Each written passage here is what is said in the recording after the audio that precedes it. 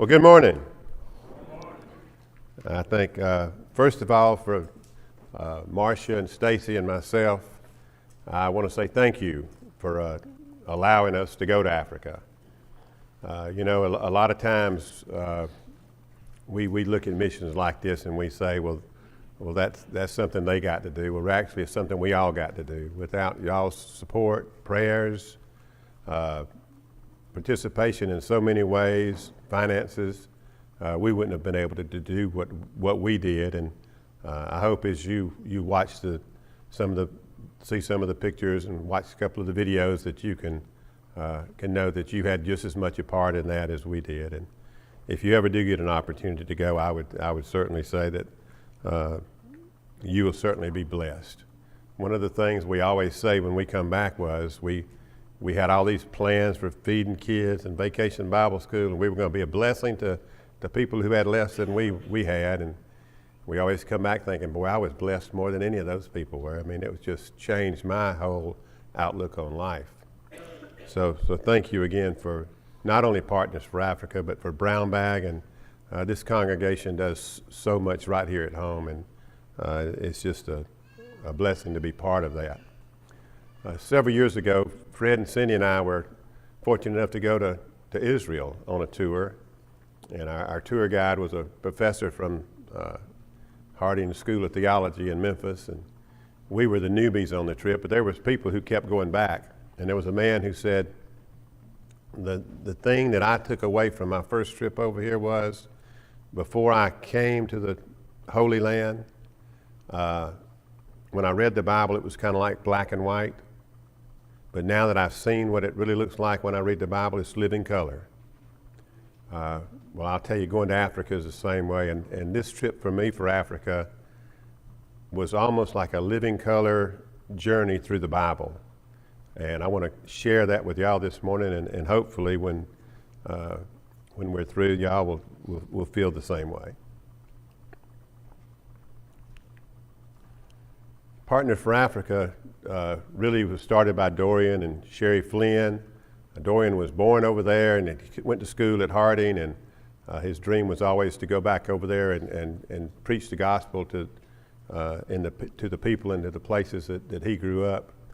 And he always starts off by drilling a well. They have water in Africa, but the problem is not that water is there. The problem is getting to it and getting to clean water. I know that for years and years, people died of AIDS and waterborne illnesses in Africa, and it was really a chore to get clean water. But they have drilled over 100 wells now. I noticed that they're starting a new work in Zambia, and I saw pictures this morning of the water gushing out of the ground, where they hit a good well, and they plan on building a church there real soon. But as you can see in the picture, the people have to still bring jugs to get the water in and take it home. It's amazing how many people over there do not have electricity or water in their house. And we met and came in contact with a lot of them. 3 of us from this congregation went to Africa. Misty went with us, as well as 2 people from Rome, Georgia, Marvin and Vicki Serrett. And Marvin was really touched. The first trip to Africa is an experience that you'll never forget, but he was really touched, and he took a picture of this. Can y'all see what that says? Corrosive, anodizing agent. How many of y'all would drink water out of that jug? Well, that's what a man was bringing to the well to get water for his family. Water is so important that they drink it, they cook with it, they wash with it. After they wash with it, they water their plants with it. But this just blew Marvin out of the water, that, and no pun intended, that people would get anything and do anything to get some fresh water in their house. So most of the work that Dorian and Sherry has done through Partners for Africa has started with a well, and we did a lot of work this week at the Amazon Christian Academy. This started with a well. They drilled a well and built a medical clinic, and the people in the community loved what they were doing at the medical clinic. They said, we've got 75 acres behind this clinic. We'll give you if you'll build a school. And actually, Alan and I and several of y'all got to walk on this piece of property when it was nothing but big trees and brush and animal tracks. But this is what we saw while we were there this year. And these different classes or individual sectors, you can see they've got some solar panels on the roof, and that building back there is still under construction. That is a laboratory, Bunsen burners and sinks, and they've now done a high school all the way 9th through 12th grade, and they're starting on a 13th grade, which is a junior college. So you start off with a well, and to end up with that is remarkable. But I wanted to take you back to the Bible and take you on the journey that I went on. But before I did, there's something that you can't come home from Africa no matter where you go. If you go to church there and you celebrate with Christian people, they sing. And when I asked Marcia and Stacy and the rest to send me pictures so I could present this morning, they wanted to send videos as well. And I'm telling you, well, you decide. Can you turn it up a little bit? This is Vacation Bible School, day 1. Watch this little fella here. He's happy. Today, tomorrow, I will follow Jesus Christ. I like that. Beautiful voices. As we were getting ready to go, I was thinking about all that was going to happen and why we're going, and I was reminded of Matthew chapter 25. Mark 16, 15, and 16, where Jesus is instructing his apostles to go into all the world, proclaim the gospel to the whole creation. Whoever believes and is baptized will be saved, and whoever does not believe will be condemned. And as we were getting on the airplane, the little flight planner on the video screen in front of your seat, I took a picture of this, and it just kind of impressed on me, going into all the world. And we're fixing to go 8,000 miles across the Atlantic Ocean. And I'm thinking, well, boy, that's all the world. But that's just part of the world. This is a picture of San Francisco. Whether you're going across the ocean or across our country or outside these doors, this verse applies to all of us. You don't have to get on a plane and fly 15 hours to respond to what Jesus said to the disciples. Go into all the world and preach the gospel. The world may be huge, and there may be distances that some of us get to travel, but that's not what mission work really is. Mission work is sharing the gospel with people you come in contact with. Can you imagine what the apostles felt like when Jesus told them to go into all the world and they didn't have an airplane, they didn't have a bus, they didn't have a car, they had a pair of sandals, and they were able to respond to this command from Jesus? I think we too could be able to do that as well. And I hope that you don't think that you've got to get on an airplane to go into the world and proclaim the gospel. I hope that you can do it right here. But getting on that airplane and going was it was an experience. And then in Matthew chapter 25, and I'm going to start in verse 34. Then the king will say to those on his right, "Come, you are blessed by my Father. Inherit the kingdom prepared for you from the foundation of the world.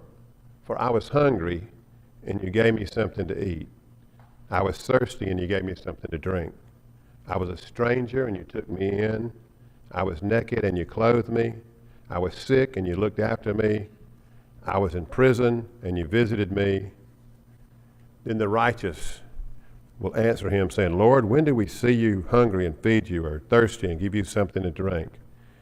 And when did we see you as a stranger and take you in, or naked and clothe you? And when would you see you sick or in prison and visit you?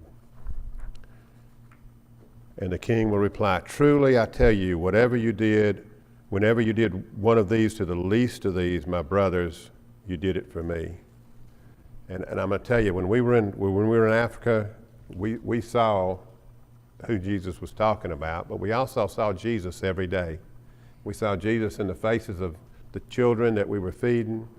We saw Jesus in the faces of the people who were serving. If you can see, there's our group over here, and there's Dorian, and there's one of the ladies that prepares the food every day. When we look for hungry people over there, you didn't have to look very far. They were there. This is a school at the airport. Guess what the name of this school is? Airport School. And we've been there several times, and these children live in this village. They walk over to school every day, and they get lunch once a week. And this is their once a week for lunch. And you can see they bring their own little bottles to have their little drink poured in, and they bring some kind of a bowl to have their food put in. And there's a well sitting right over here, but that well has a problem. It wasn't working while we were there, so they had to bring water in. But the week we were leaving, there were some men from the United States coming over, and they were going to try something modern and new. They were going to put a solar pump on this well. And one of the problems with solar pumps is people want to steal the stuff. This is actually on the airport property, so the airport security will watch after this pump, but it should be up and running now. But these children are very poor children, and they were not fed very well as infants. And you're going to notice that when we look at the different elementary schools, these kids are noticeably smaller than the other kids. That little fella right there, he was just so happy to have his picture taken and to be in line. And usually what these kids were fed were they would take cornmeal and boiling water and mix it, and they called it pop. And then they would take maybe a piece of beef or some beans and cook those and make a little gravy out of it to go on the pop. And they all grew these little green plants in their backyard, and they kind of looked like an okra plant, kind of looked like turnip green leaf growing on it. And if you picked the leaf off and cooked it and mixed it with this white stuff and poured that gravy on it, it was really good. But most important, it gave them some nourishment that they needed. And so they would get that as a hot meal. And then you can see Misty has got coleslaw, and Marcia's has been peeling the oranges. So they would, in that bowl, they would get a little bit of hot food, and then the fruit or some kind of vegetable, and then a drink that would go in the glass. This is some elementary school kids from another part of Africa, which they were a little healthier. You can tell they were obviously bigger, and there you can see they're eating some pop there. When we did Vacation Bible School, the first 3 days that we were there, we would show up in the morning and feed them peanut butter and jelly sandwiches, and then we would do our Vacation Bible School singing and program in a group, and then we'd break up into 3 sections, and one would go to class, one section would go to the field and play games, and then the other section would do a art or a craft. And then after the arts and craft, we would come back, and the ladies at the Amazon Christian Academy would feed these children. And the kids in the blue are actually high school students at the Amazon Academy. And you see what they have in their hands? Plates. When these children get through eating, they take their plates and they go find the garbage can, so to speak, and they scrape it off. They go to pot number 2, which has got water in it, and they wash it. They go to pot number 3, which is clean water. They rinse it, and then they go find a kid that doesn't have a plate. And yeah, it's it's really moving. Somebody said, "Oh," and it was all day long. And then the line to eat for this group was right here. So they would go wash. Not only them, but every one of these kids was washing their plates. And to see how well behaved these children were, and to think all this started with a well that was drilled so that they could have clean water to drink. After we left Vacation Bible School for 3 days, we went to this place to feed the elderly. And Sherry said, we're going to go to an old folks home. And that's what we would call it, right? Well, here's what the sign said: Old People's Home. And that's what the name of this place was we went to. She was right. We were going to the old folks home, the Old People's Home. So in Timbini, Old People's Home, we took soup, and Sherry said, and y'all need to get 14 loaves of bread. Well, we'd already bought 25 loaves of bread that week. We didn't know what we were going to do with 14 more loaves, because those peanut butter and jelly sandwiches we fed, they've got a table at the compound that'll seat about 14. We would open bread by the loaves and deal it out on the table, and somebody would come down, and there was the peanut person, and then here was the jelly person, and here was the person that put them together, and here's the person that put them in a Ziploc, and here's the person that put them in a box. And we did that. We started doing that the first night we got in Africa, and we did that the first 3 nights. And then Sherry says, we need 14 more loaves of bread. And I'm thinking, this is going to be more sandwiches. Well, actually, it wasn't more sandwiches. We cooked 4 pots of vegetable soup. Our instructions was go to the grocery store and get cans of vegetables. And so it was a mixed match of different vegetables, but it was delicious, and they loved it. And here's Misty trying to plate them and get them seated, and they actually filled up the whole room. And they definitely, first of all, the little kids you saw that we gave food to, they ate every bit, and they would want more. These older people, they did the same thing. Every one of them wanted more soup and more bread, and we certainly gave it to them. But they were a wonderful group of people. They spoke some English, but they had some workers. They had some volunteers and some workers here. I think some of the volunteers were actually students in a college in town doing clinical. So, but they were very, very delightful people to visit with, and they certainly enjoyed the food. And then we'll go to James chapter 2, verses 15 and 16. If a brother or a sister is poorly clothed and lacking in daily food, and one of you says, go in peace, be warm and filled, without giving them the things needed for the body, what good is that? You know, we run into that scripture every day in our lives here, and I don't know if we even think about it. You know, the exits on J.R. Allen, there's usually somebody standing there with a sign that says, I'm hungry, I'm homeless, my child's sick, and I don't know how many of us roll the window down and say something to them or give them something. I know that at one point we had little care bags that we could give them. But for every one of those people, we see tens of thousands of people that don't have signs. When you go to a third world country, you don't see the signs, you just see the people. And there's lots of people that need help, and it kind of highlights that in your mind. These children are holding up the craft that they did for Vacation Bible School. When they got there, they got a peanut butter and jelly sandwich first, and then they got this. And does anybody recognize that craft? These are, that's Zacchaeus up a tree, and there's Jesus. And these crafts were made by our children. They went down in Bible Discovery Zone and took the paper and stuff down there, and that tree is actually our children's hand. And the children signed or put their name on their tree.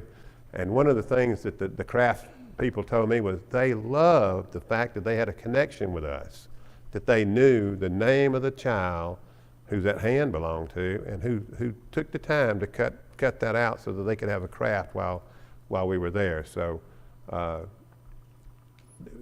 we just didn't give them a craft. We gave them a piece of us as well. So that was a beautiful thing that I didn't expect, but it really was nice. We were riding down the road, and there was this field full of this grass. Kind of looks like a hay field. Isn't that what you'd think, a hay field? But there was places where the hay had been cut. It kind of looked like it had been sickle cut to me, and it was just laying kind of open like it was drying out. And we asked, what is that? And someone told us they're drying out grass to put on their roof so the rain won't come in. And we looked up, and this lady had just she had walked across this field as we drove up, and she had just put her load down, and I guess she was fixing to do what she was going to do. And the guy driving stopped, and we said, "Can we take your picture?" Now, taking a picture of somebody in Africa is different than taking a picture of us here. You need to ask permission first. And sometimes they will ask you, or they'll tell you the price of admission for taking their picture, but this lady didn't. Not only did she say, yes, she may, she picked her bundle back up and put it back on her, because she knew what we wanted, and put it back on her shoulder and smiled at us and let us take her picture. And then we hollered out the window, "Be warm and be fed," and we just drove right off. We didn't do that. We didn't do that because we wanted to plant a seed and show some love to everybody we encountered. So we gave her a little gratuity or a little tip, and she was just very grateful. And over there when we give an American tip, sometimes we get an odd reaction because what we think is an appropriate tip is what they make in a month. So it's just amazing how far an American dollar will go when you go to a third world country. But this lady was just so happy that not only she got her roof going to be fixed, but she got some money that she can buy something that's needed. Later on in the week, we went out, and I'll show you some more pictures in a minute, to feed some orphans and some young children in this village. And you can see the houses. And we actually went there 2 years ago when I was in Africa. And I showed y'all a picture during our presentation of this tree. And that's an ugly tree. From American standards, would y'all like for someone to come plant trees like that in your front yard? But let me tell you, that is a beautiful tree. If you go up and look real close, there's some birds' nests in it, so it's home for some animals. But that tree has leaves on it, green leaves about the size of your thumbnail. And they provide a good bit of shade, believe it or not. But I was really not as much focused on the tree as I was this well. This is a well that was dug, I think, in 2022, and it was a dry well. They didn't get any water out of it. Well, some Americans went over there like we did to go on a mission trip, and Dorian said, "Yeah, we did as deep as we could go, and this well just not going to produce water." Now, they'd already put the structure up. Actually, this person had already run some pipe across the ground. I thought of this house as the house of the Samaritan woman that met Jesus at the well. She found out somebody was going to give her living water, and that's what she thought it was, piped in water at her house. But the well was dry, so one of the Americans says, "Well, that's just not satisfactory. Let's just drill it deeper." And the well people over there said, "We don't think it's going to hit water if we go any deeper." He said, "Well, I insist. I'll pay for it. Let's drill this well deeper." So they did. And guess what? There's no water. So you would think maybe this was not a success story. But maybe this was the most successful story of all. Maybe this was the woman at the well story in the Bible. They bring a truck in and fill that tank up with water so that these people are still having water until they can find another spot for a well. The bathhouse that they have the foundation built for over here 2 years ago is still the same as it was, Alan, when we were there. It's just waiting for some running water to come in. But So this well's not giving any drinking water, but boy, the living water that's been coming out of this well since the day they built it, the feedings and the things that are going on are phenomenal. This picture is right next to that tree right here. And these kids are all lined up to be fed. Here's Marvin, and Marvin's handing them a couple of things of drink. At this place, they had enough cups, they had enough bowls, but didn't have enough cups to drink out of. So you'd have your drink and share it with your buddy, or you'd give it the cup and they'd just go get another drink. But these kids came and they ate, and then we had a good time with them. But then Marvin taught them the story of Zacchaeus and Jesus. So and that's the living water that I'm talking about, because that well was attempted to be drilled there. There's opportunities to feed, there's opportunity to give living water, and this is the kitchen where they cook for the kids that they get to eat. But they never seem to want to cook in the kitchen. They usually use that as a windbreak, and they actually, and this is wintertime, so it's a little chilly. You can see everybody but Marvin's dressed up. Right between this wall and this building is where they're actually cooking. And we'll see more about in just a minute. And the last verse I wanted to read this morning was, "To the weak I became weak, that I might win the weak. I become all things to all people, that by all things I might save some. I do it all for the sake of the gospel, that I may share with them in its blessings." And Paul wrote this letter to the Corinthians, but we found that to be the case over there too. We had to be all things to all people. We were not in the United States. We weren't in Kansas anymore. We were somewhere where the way we do things in America probably wasn't gonna be understood or very beneficial. So we did have to become all things to all people. And this is Stacy getting down to their level, and Stacy too was very touched by what she saw over there. And I'll share a little more about that in a minute as well. And then I took some random pictures that just affected me. I don't know if y'all can see what that is, but that is a water container. One of those. Have you seen a plastic container that's got a kind of a metal wire cage around it? They start about 430 gallons or 330 gallons and go up to about 600 gallons. And this guy has taken a bicycle and made a kind of a frame out of it, and he's pushing this thing down the highway. This is in the city, and there's not much water in the city either.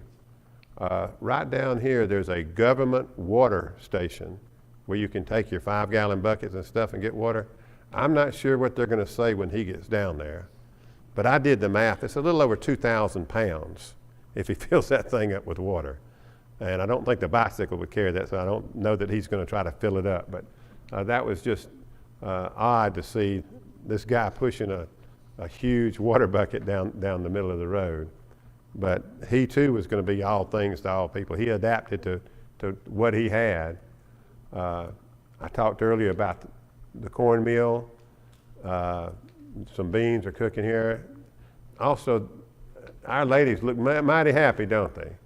The ladies there wanted them to dress in the native garb and be part of them, and so they were very happy to be all things to all people there, and they had a very very good time. But can you imagine cooking on logs like this? It's tradition when we go to the compound to serve them an American meal one night while we're there. So the people at the compound, Dorian and Sherry and Noma and Haley and the children. So we cooked chili and made guacamole and did a Tex-Mex one night for them. And here we are in a modern kitchen. We've got running water, and we've got knives, and we've got cutting boards, and we've got an electric stove that you just push a button and things happen. If you needed to turn the heat down here, you took about a 5-foot log and you pulled a piece of it out from under that pot. And these ladies weren't scorching and burning this stuff they were cooking. They were very good at it. But, and our ladies actually got to try to cook in that pot. And I think it was Stacy that said she didn't have enough calluses to cook. They would take that whole pot and fill it full of water and get it boiling. And then they bring a 25-pound sack of cornmeal, take a cup, and start putting it in the water. And then you'd have to stir it up. Well, they had this stick, looked like a broomstick about this long. They had 4 pieces of wire hooked into the bottom of it. That was their mixer. And they would stand over that pot and mix it as they were mixing it. Now, this stuff became full in the consistency of mashed potatoes. Can you imagine 25 pounds of mashed potatoes and you're trying to keep mixing them as they cook? So our ladies each took a try at it, and after about 30 seconds, they'd pass it to the next one, and then the ladies there would hand it off. But we did try to be all things to all people, and it was quite an experience. But I couldn't imagine cooking every meal. They served 1,200 meals a week cooking like that. Can you imagine? They had calluses because of that. 1,200 meals a week. So it is an amazing, Partners for Africa, the money that they collect and the things they do with it is just, it's so amazing how much they can get done with how little they have. These elephants snuck up behind us. It's hard to go to Africa and not go see some wild animals. The African people are proud of their parks, they're proud of their wildlife, and they want us to see it. So they took us to this is Antelope Park, and they took us out there, and we might look happy there, but there's 3 elephants standing behind us, and they're a lot bigger than we are. And if you can see on the ground, they've been feeding them, and they actually gave us hands full of feed and let us feed them. But we did get to see some wild animals while we were there. This is going into the Amazon Christian Academy entrance. It's a dirt road. It's very bumpy, like all the roads over there. This is actually assigned to the elementary school down the street where some of the kids walk to the VBS from. The next sign behind it is the Amazon Christian Rural Health Center. This is where it all began. The first well was to put a health clinic there. They did so well that the locals gave them the land to put the high school there. And you can see some of the buildings in the back. And then Marvin sent me this picture that he took, and his comment was, kids are kids all over the world.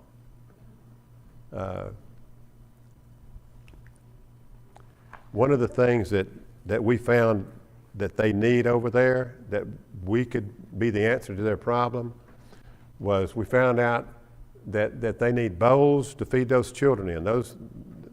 They don't have enough plates, and we can gather up some money and buy some boxes of bowls.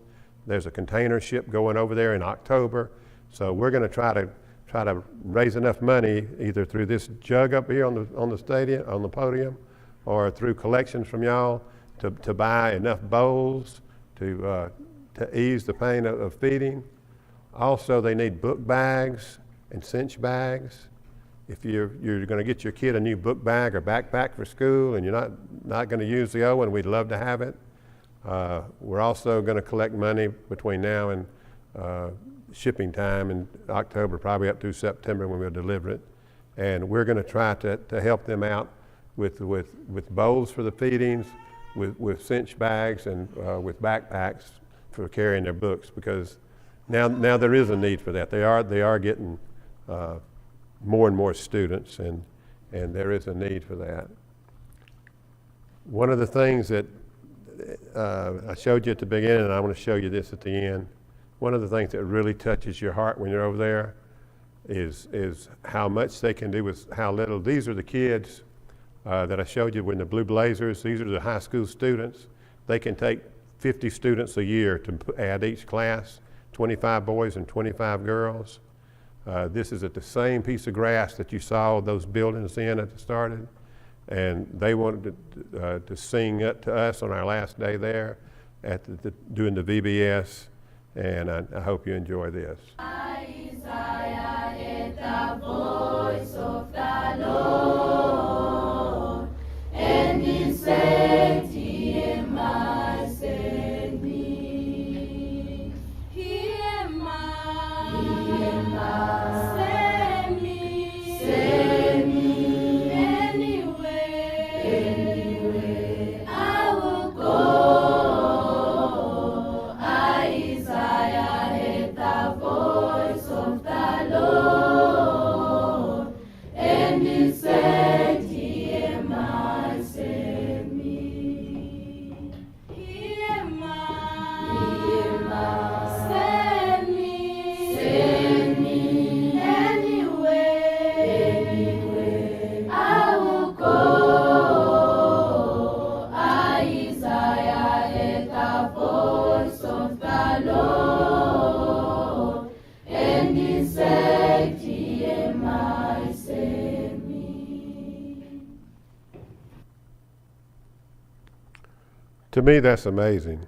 I mean, that wasn't from a studio somewhere. That was a cell phone out on the grass with a bunch of high school kids singing us a song.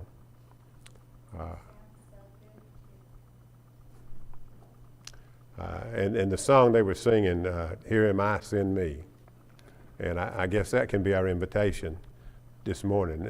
If there's someone here that has not named Christ as the Lord of their life and put him on in baptism, or if there's someone here that has needs for prayers, or if there's any way that we can help you, this is an opportunity that you can come down now as we stand and sing.